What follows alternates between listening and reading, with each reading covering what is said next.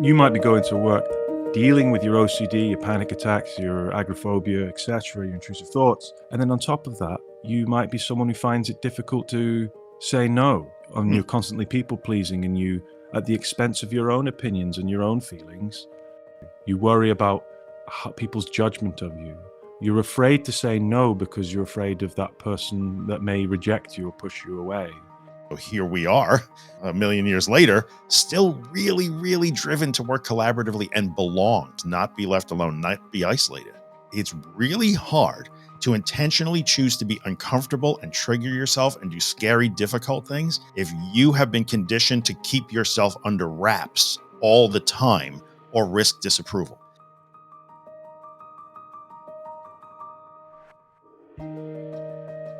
Welcome to Disordered. This is episode 72, entitled People Pleasing and Fawning. I'm Joshua Fletcher, also known as Anxiety Josh, and I'm a psychotherapist specializing in anxiety and anxiety disorders. I'm based in Manchester in the UK.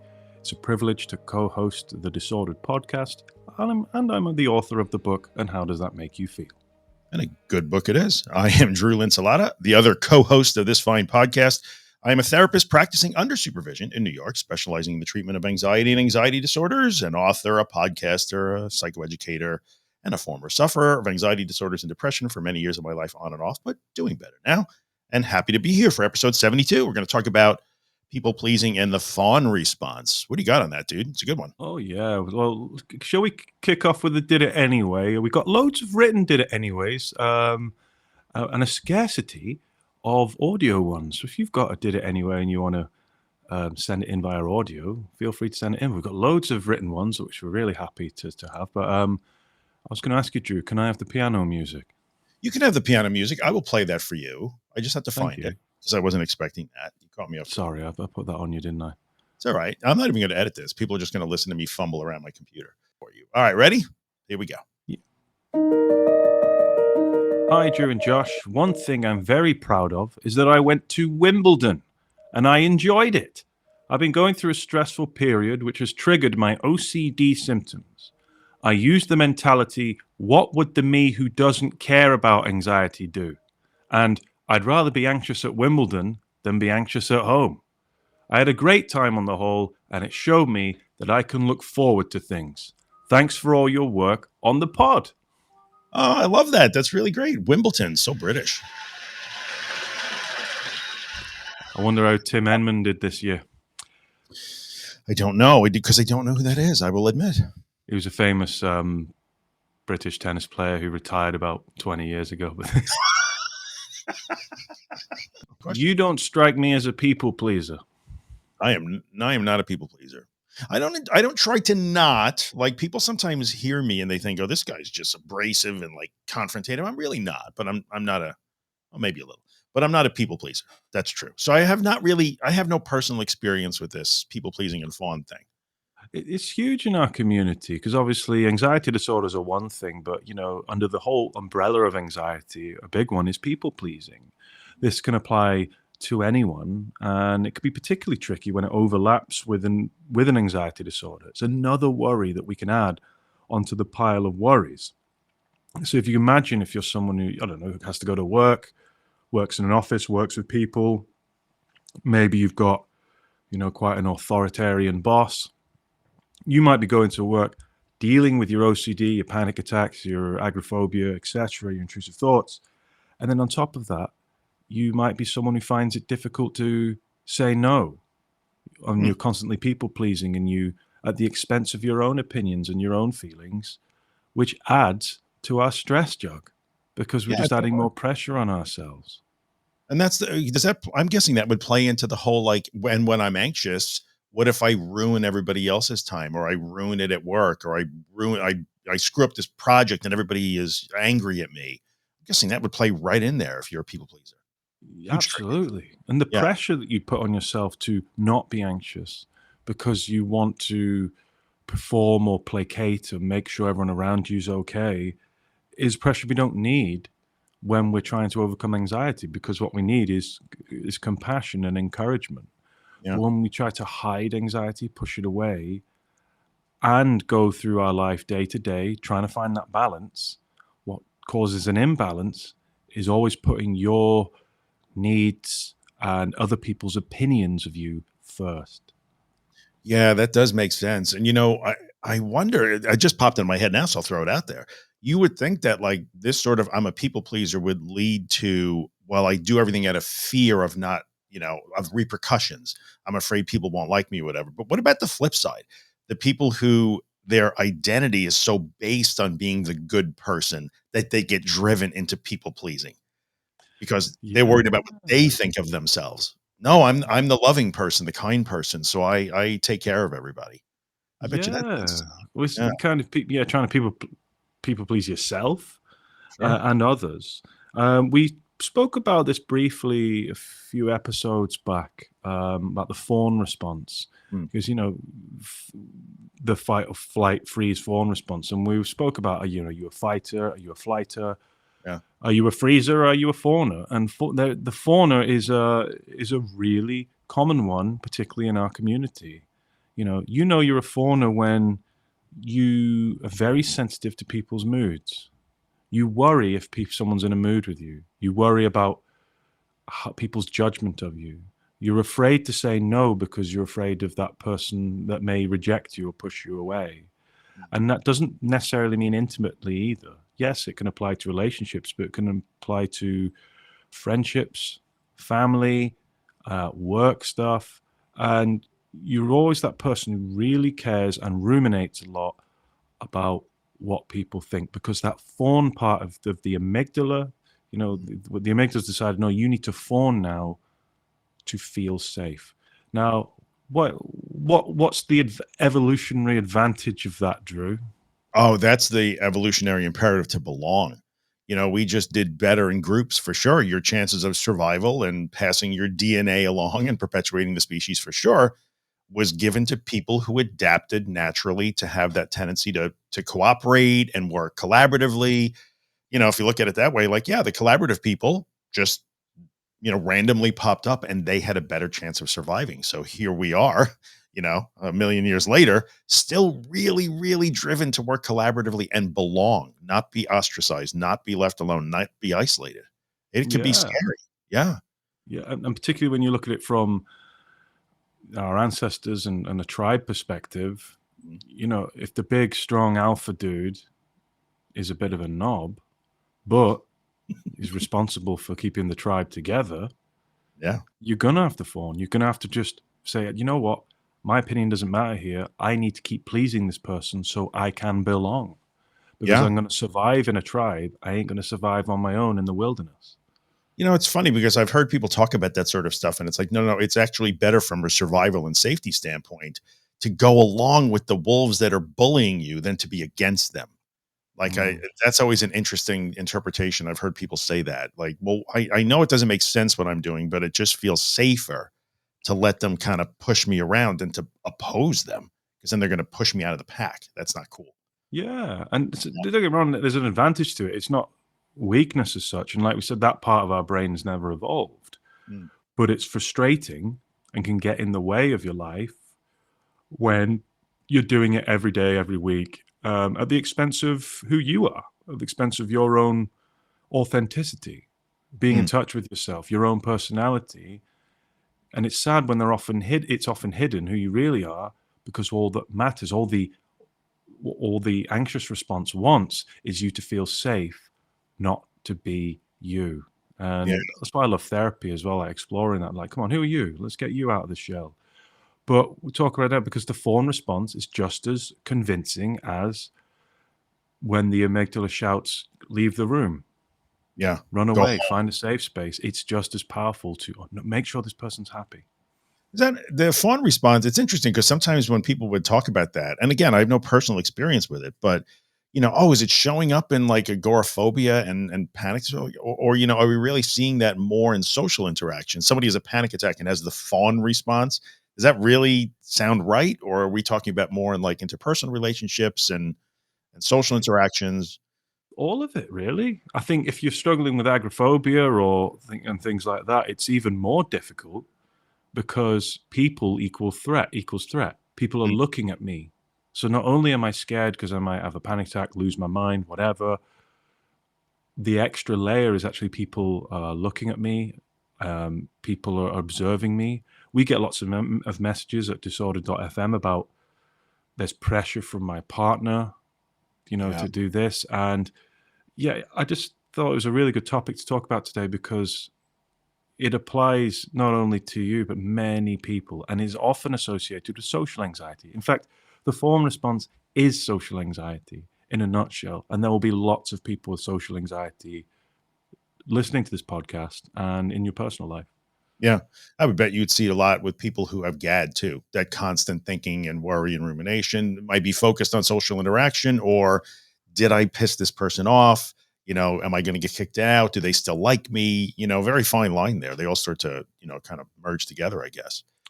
Yeah, definitely. Yeah. Now, there's a distinction between being shy Hmm. and socially anxious. Shy is okay. If there's a room full of people gobbing off, that's the worst room to be in the world. Being shy is okay. It can be a personality trait. That's not what we address. But social anxiety is I'm just afraid to speak because I'm afraid of the consequences of that. And that is often conditioned. Now, as a therapist, and you'll see this a lot, Drew, and look out for it kind of in your work, is that lots of people are afraid to be authentic or say what they really mean because they're afraid of the consequences socially. And it's conditioned often, where do you think it starts with conditioning? Oh, I mean, well, clearly, as a child, it's going to, if you the way your parents interact with you naturally, have you experienced acceptance, or do you have to prove your worth all the time? Or are you looking for, cues? Did they like that? Did they not like? Are they displeased with me? And, parents maybe who are a little bit, I don't want to use the word strict, but, don't do that. Like, hey, you're cool no matter what you do here. And it's okay to make mistakes. It's okay to say things wrong. You're a kid, you're learning. We still love you. We support you. If you don't have that, you might be conditioned to like look for disapproval. Uh-oh, problem. Yeah. Yeah, Yeah. definitely. And particularly when you're raised conditionally, Mm. like I will show you my love as a parent. It's not just parents, but we'll start with parents. Sure. I will show you my love when you meet the conditions that I make. Now, if Yeah. those conditions are not healthy or conducive, you're going to struggle because you're genetically wired to adore your parents, particularly as a kid. You're going Yeah. to be searching for that love and affection. And if your mom and dad are dicks, that's going to really mess you up. Your fawn response is going to be like, I want everything. This is everything to me for this person's love. Yeah. And I'm going to fawn and I'm going to actually see that I'll do anything. Not, this doesn't apply to everyone, but some people are like, I'll do anything to make sure mom and dad are happy. And it's even worse because if you've got parents who can't be pleased because they've got their own stuff that they've never addressed, Yeah. you often grow up as a fawner. That And then makes it'll seep into your relationships too. And you'll find, you often see that like, oh my God, I've married my dad, I've married my yeah. mom, that kind of thing. This can be a facet of that.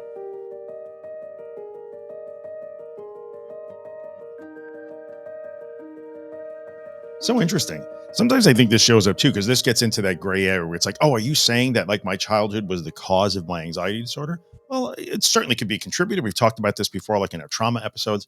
But where I do see this sort of stuff is it's really hard to intentionally choose to be uncomfortable and trigger yourself and do scary, difficult things if you have been conditioned to keep yourself under wraps all the time or risk disapproval.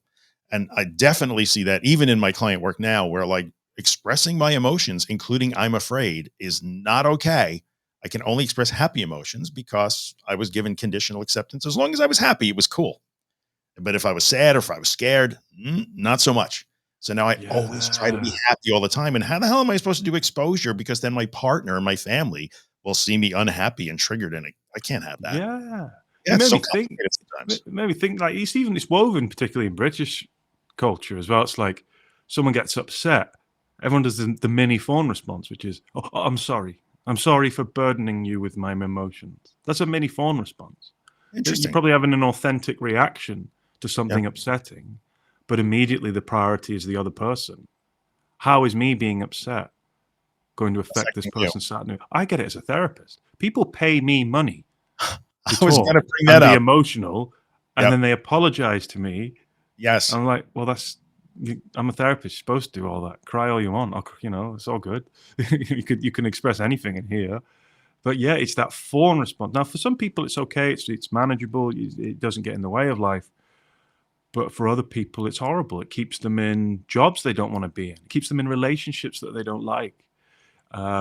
It stops them. It makes them avoid social interactions. It can be quite crippling, and it's sad because you don't. The fawn response stops you from bringing who you really are to the surface. Which I think is difficult, because if you want to tie this, so maybe the fawn response, yes, maybe you'd see it more directly in GAD and social anxiety, but even if you're dealing with OCD and things of that nature, it might express directly as part of the disorder, but it could get in the way of the work you have to do in recovery. Yeah. That fawn response where you're going to just be a little bit more timid and a little bit worried about what the world thinks about what you're doing makes it harder, I think, to do difficult things sometimes. Yeah. Because you're not only, you're always looking around you to see what you're doing is upsetting the world. And that's really, if you're super afraid doing an exposure, it's very difficult if you have the fawn response or you're a people pleaser to discount how that is impacting the people around you.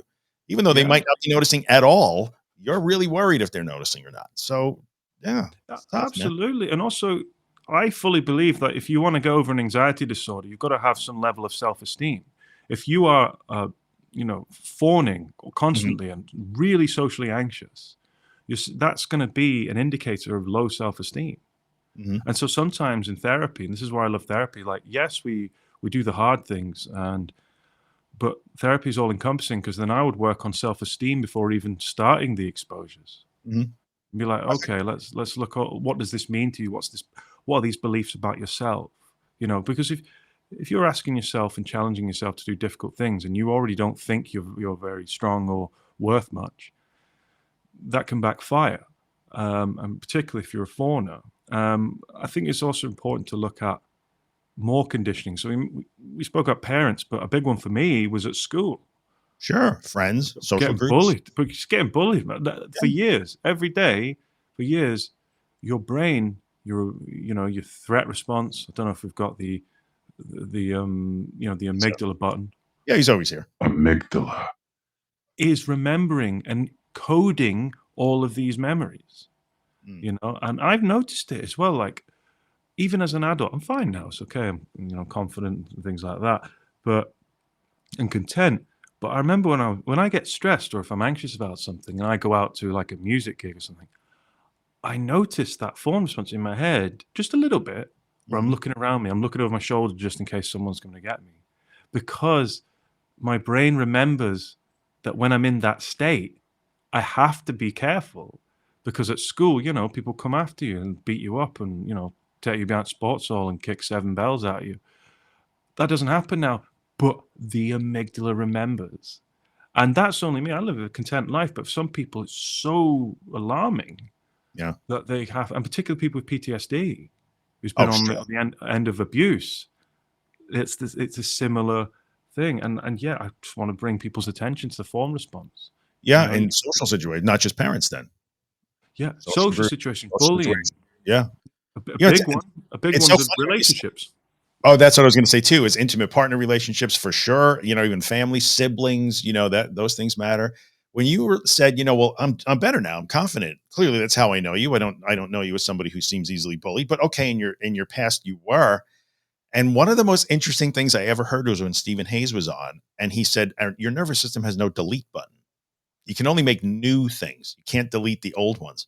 So I think sometimes people, especially if you're going to have that low self-esteem, or this guy, It's Craig the critic. is always chiming in, it's going to be the whole like, but I don't understand why I still react that way.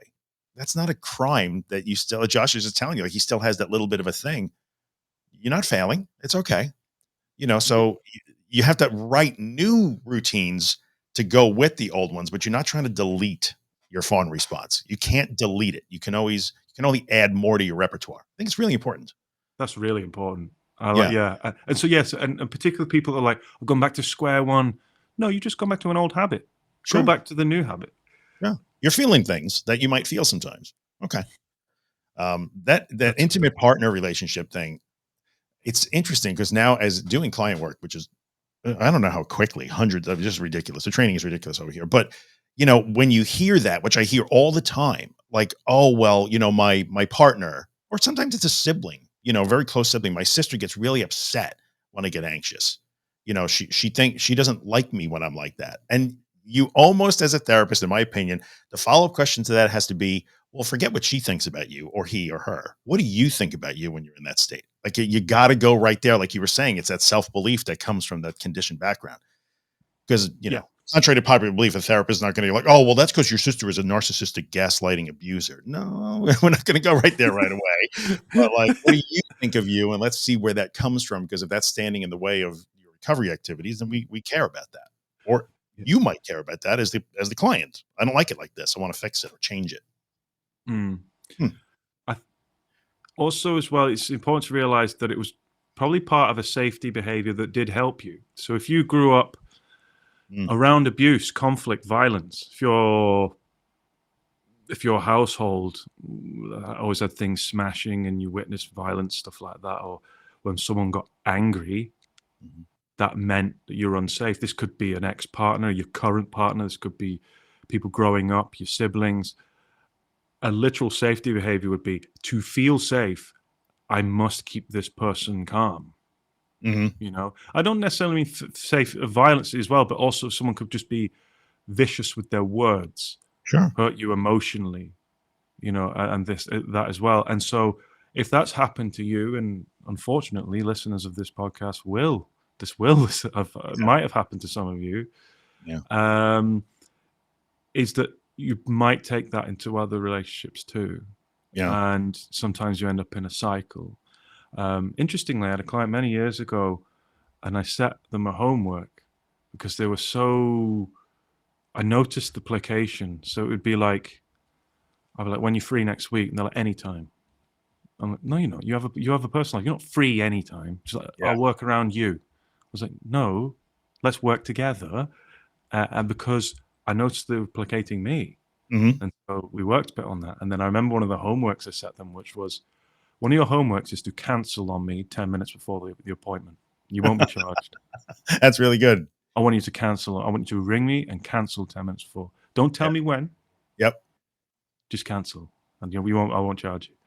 It's Uh, so uh, hard for people oh pleasers. yeah, oh yeah, yeah, yeah, yeah. They did it though. They did it. I was like, I smiled. I was like, there you I go. love that. Yeah. That's actually very creative. It's funny because one of the first, yeah, I get it. It's, nobody knows, but like there was the first sort of intake thing, and like this person leaves, and there were stairs in that particular office that I was in at the time when I first started in the winter. Got to the bottom of the stairs, turned around, and came back up because had to apologize in case some of what she had said was misinterpreted, and that was That's a homework. fawn. Yes, I said, Massive fawn. "Next time you wanna apologize to me, don't. Just sit with it for a minute, and then tell me what you were thinking about saying, we can maybe work through that." But so Yeah. interesting how that came out immediately, you know? So Yeah, yeah, and some subtle fawn responses are like constantly asking, "You okay?" No, don't get me wrong. There's nothing wrong with oh, asking someone, "Are they okay?" Are you sure. okay? Are you sure you're okay? Yeah. Because it's all become about your feelings. Yeah. Yeah, because your feelings will trigger bad feelings in me, and I don't so I'm gonna try and manage your emotions so I don't feel bad too, which is, part of that. Very similar. Right. It's like the fight response. So with the sisters, like, stop getting anxious. You're making me upset. Yeah. It upsets me when I see you upset. That's almost like the fight part, isn't it? It's like I'm going to be forward and direct about my feelings Yeah. because they're fight or flight. It's making them anxious, but in a different way. But Yep. with the fauna, it's, are you okay? Is there anything I can do? Is you okay? In a way that isn't healthy. Don't get me wrong. Be helpful. Be nice. Be selfless. That's lovely. Yeah. But notice you doing it to appease yourself because that anxiety is so strong. It's interesting because I think there's I think we've been talking a little bit or leaning more toward people pleasing fawning that relies on not failing or not disappointing. But what about the flip side where your approval was you weren't a bad kid. It wasn't like you got praised when you stopped being bad. But what about when there was no response except when you excelled and then you knew you were worthy? So like the people pleasing comes out as like, I always have to do it perfectly right. I cannot get it wrong because that was my worth.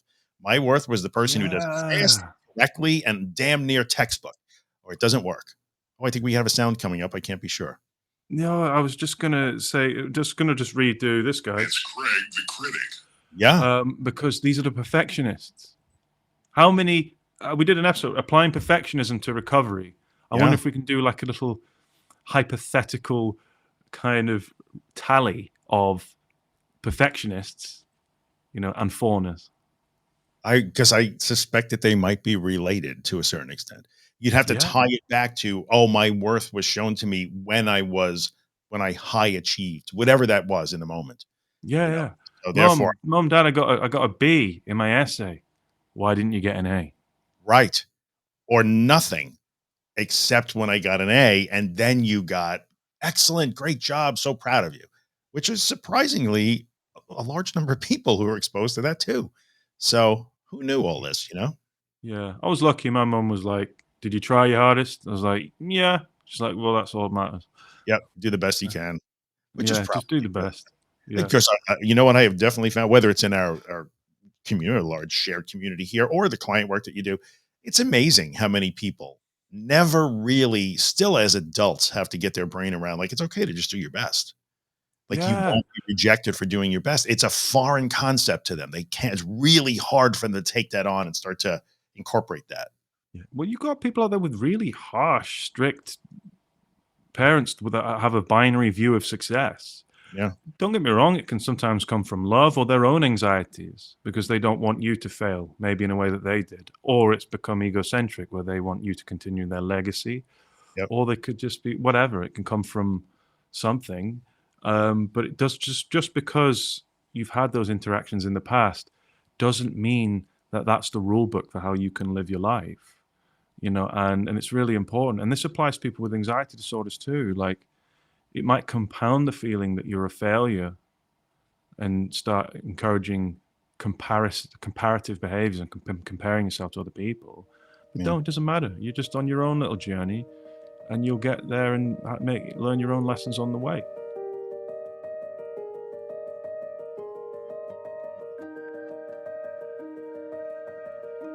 We all learn new things as we go along the way until our last day. I think. Just maybe you have to learn this now, and that's okay.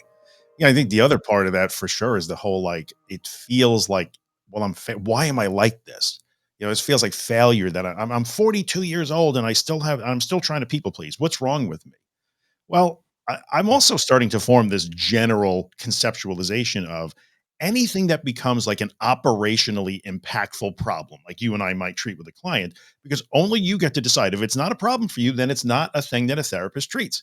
But if it does become a problem, I'm starting to see that in the case of anxiety disorders, most of the time you can trace that back to something that was at one time adaptive and useful and just somehow got caught on fire and now is burning out of control and got twisted.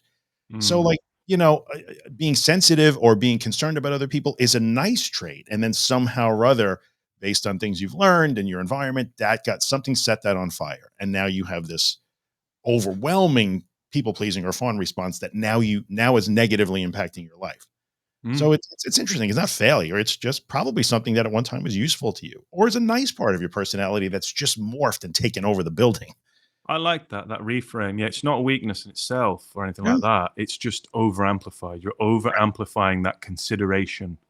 Yep. Never lose being considerate, but the consideration bit is so over amplified now. It's not helping anyone Yeah. because you forget your. If fawners forget their own boundaries, That's they'll true. keep saying yes to tasks when they've got no time left, Yeah. and then that adds to their stress jug, and then they wonder why they're having panic attacks and insomnia. How about a You little know, mini rant to follow up on that? go on then. You mentioned the word boundaries, so let's go on a little mini social media rant because I think part of it is, and you also said, don't lose being considerate. That's a good part of your personality. You're not trying to erase that. But sometimes I think people who are listening who are like, yeah, I'm a people pleaser. I have the fawn response in a big way. It's from my parents, whatever. And some of the mainstream advice we hear used all the time is you immediately go to, you got to learn to set boundaries. True.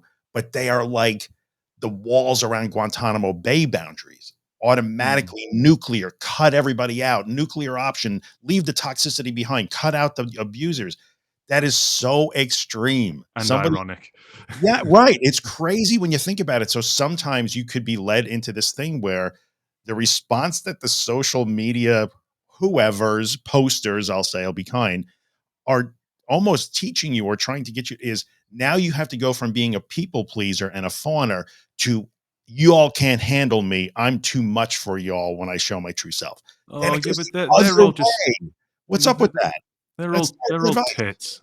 It's just like, I come wasn't on. expecting that. They're all tits. No, it's I think It's weird because look that's at a difficult position for somebody to be in. Like, oh, now I have to be that.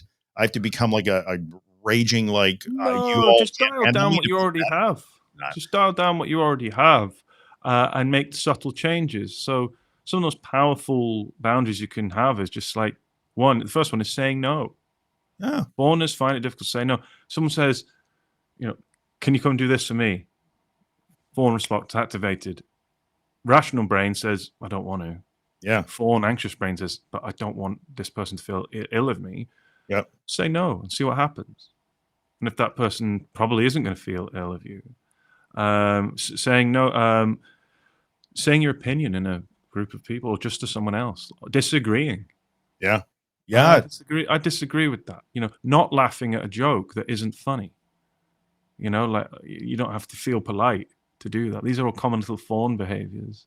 You True. know, um, And then the and trick there is not going into analysis mode after you do those little experiments. oh yes, Yeah, having the shower, the post interaction shower analysis, or yeah. Like lying in bed going, "Do they hate me?" No, don't you yes. fall down that rumination hole. Now I have this really bad feeling inside of me because I said no, I couldn't pick up my friend at the airport when they asked. And now I feel bad about me. And now I have to try and fix that feeling. Know Yeah. that the moving forward or the changing or the incorporating of new concepts is no, you can handle that feeling. Like that feeling will come and go like any other. And you'll be able to like more accurately gauge what that impact really is on your friendship. So Mm. Yeah. that's tough for people. If we don't give that's the RP part. If it's exposure and response prevention, that's the RP part, which is the most important part. Yeah, or you can go hardcore. So I with my exposure, I went into the gym, went up to the biggest, muscliest guy, toughest guy in there, and I said, "Move. This is my weights to bench. Respect my boundaries, douchebag." And then he started fawning. He was like, "Oh yeah, yeah, your anxiety, Josh. You're a big tough guy. I'm not gonna mess Sure. with you." Obviously, I didn't do that. Can you imagine? Oh my yeah. um, but This just week like on saying Disordered, no, yeah, Josh still has one eye swollen shut, but it's fine. We're here to record. So yeah, just say no it's weird, and sitting with the discomfort after it. You're so right, Drew. It's not the saying it. It's the challenge is after you do it. that's right. Because when you do that, and you're going to say, "Well, hey, you know what? My people pleasing, my fawn response, it's out of control, and it's negatively impacting my life. So to change that, I'm going to have to work through some bad feelings. I Mm. don't just, oh, I'm setting boundaries now." And I think sometimes, I don't want to continue the mini rant, but I do think it's connected. Sometimes the alleviation of the discomfort is I'm going to say no when you ask me to pick you up at the airport. Okay, that's a pretty big deal. And to wiggle out of this discomfort, now I'm going to accuse you of being a taker and an abuser and toxic. Oh, No, no. there are toxic people in the world. I'm not trying to deny that, but at the same time, sometimes the set your boundaries and then attack the person because you had to set a boundary with them is a way to try to alleviate the bad feeling. Well, that will happen if you're in some form of abusive relationship. Well, yeah, It's interesting as well. Like fawn, I often hear this, particularly from all my friends, but particularly my women friends. yeah, The ones that always say, "Oh, I always end up with the wrong guy," and I always end up attracting the same kind of person. And I think sometimes it's not. I don't think it's the same person, but it's a similar dynamic that occurs yeah, where they're so desperate to want to please and be in a happy relationship that they forget from the start, from date one, to lay down what they're about and what's acceptable, what's not, and being authentic. Instead, it's sure. a lot of it's like smiling and people pleasing, and I want this to be good. Yeah. And they finally realized actually the dynamic doesn't work there. I'm not giving dating advice. I'm the last person to be able to give that. But but in general, from an anxiety perspective, the healthy view of boundaries are, and respecting that as well, but done not in a reactive, explosive social media way. I'm going to sit down, preferably even therapy. And if you are a social anxiety fawn, people, I love therapy for that, and not just like CBT, anxiety disorder stuff. Yeah. Good therapist, maybe on attachment and stuff like that, is really good to understand. So when you are coming to the anxiety disorder stuff, you know a bit more about your brain and what it's about. Yeah. And you could be a little bit more, I think, kind to yourself. I mean, hell, Mm. ain't nobody more specialized than me in anxiety disorders, but in the work that I'm doing with clients, it cannot always be CBT, MCT, ACT. It Nope. cannot always be that at all. Nope. Sometimes you just got to explore some stuff because it helps you be a little less critical and more accepting of who you are now and maybe why. And now I can work on it a little bit better. Yeah. Got to do it, man. And it's also an insight into how you're talking to yourself during difficult things.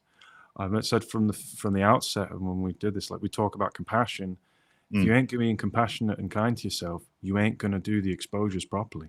it's really hard. Yeah. Yeah. You Yeah. cannot be beating yourself up all the time. So, oh, Yeah. that was Well, a I hope lot of fawning and people pleasing. Yeah. yeah. I actually disagreed with everything you said during that. I was just nodding and smiling. So morning.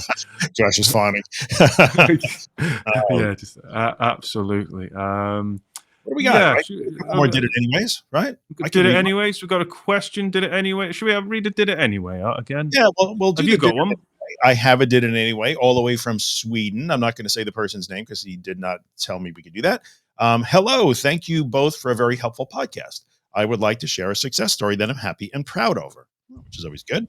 About a year ago, I was offered a job at a court in Sweden where I live. I was very excited about this opportunity. Apart from one detail, I had to once in a while work on cases involving people who had committed crimes while suffering from a mental disorder. Oh, I know where this is going.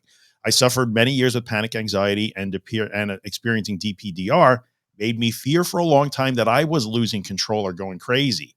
About 3 years ago, I finally decided to do something, stumbled across your podcast and books, and I've been doing so much better since. However, once in a while, I still have anxiety, in parentheses, as one should, very good, and can experience short moments of DPDR. And usually a quick thought pops up, what if this is not anxiety and you're actually having a psychotic break? Because my Mm. fear of going crazy, I have never Googled symptoms of psychosis, schizophrenia, or similar, terrified to recognize any of the hallmarks. However, with this new job, I would have to read through medical journals and sit down in courtrooms listening to people actually suffering from these Oh. disorders. Ooh, this is difficult, right? This became a very long email. That's okay, dude. But long story short, a year has gone by and I am so glad I did it anyway. He accepted the job offer despite being anxious about it. And with time, he's actually come to enjoy the psychiatry cases and finds them very interesting. My what ifs have also become less convincing this year. Many thanks for all the work you do in educating and helping people around the world. Very good. I love that. That's amazing. Mm-hmm. That was so good. Have the Well regulators. done. I mean, great. And it's use of ERP doing it there. I'm going to do what non-anxious 100%. me would do, Yeah. and you don't regret it. We get a lot of those, don't we? A fear of psychotic breaks and things It's like right up that. there. It's right. Yeah, It's in the top 3 or 5 for me, for sure, in terms of yeah. the number one fear. I'm wary of the time, so I'm going to save the question. Let's save the question for the next podcast. Sure. But I do want to read another. Did it anyway? All right, let's do it. That we've got here. You ready? Yeah, let's do it. Oh, do you want music? I want piano music Hey, again. let's get some music. Better. We'll give Josh music. Hang on here. Here we go. Ready? Hi, Josh and Whoops. Drew. I'm playing the wrong thing. I'll What do the it hell again. are you doing? I'm not even going to edit. Too bad. I have to listen to it. Here we go. Have attitude. Hi, Josh and Drew. You can use my name. Hi, Helen. Anxiety hit me over the head in February this year, although I'd always had tendencies towards rumination and overthinking. Your podcast has been immensely helpful to me, the single most helpful thing in my recovery, in fact. It has changed the way I think about my own thoughts and feelings. Well, thank you. I wanted to share and did it anyway.